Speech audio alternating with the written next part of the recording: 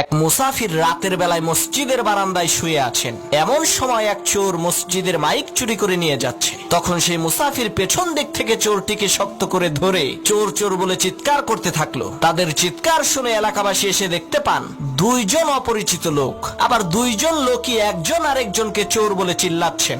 আসলে চোর কে সেটা তো আর এলাকাবাসী জানে না। তখন এলাকাবাসী এই দুইজনকে এলাকার মাতুব্বরের কাছে নিয়ে গেল। মাতুব্বর বললেন, তোরা দুইজনেই চোর, তোদের শাস্তি হলো সকাল পর্যন্ত তোরা দুইজনে আত্মহত্যায় মারা যাওয়া এই লাশ পাহারা দিবি। আমরা কেউ এই লাশের কাছে থাকবো না। তাদের দুইজনকে লাশের পাশে বেঁধে রাখা হলো। তখন মুসাফির বলছে, আল্লাহ, শেষকালে তুমি আমারে চোর বানাই দিলা। আর সেই চোর বলছে, তুই আমারে ধরলি কেন বল, এই কারণেই তো তুই চোর হইলি। তখন সেই লাশ বলে উঠলো, পাইছি রে পাইছি, আসল চোর রে পাইছি। লাশের কথা শুনে চোর আর মুসাফির প্রচন্ড ভয় পেয়েছে। তখন লাশ বলে উঠলো, আমি মরি নাই, মরার ভান ধরেছিলাম আসল চোরকে ধরার জন্য।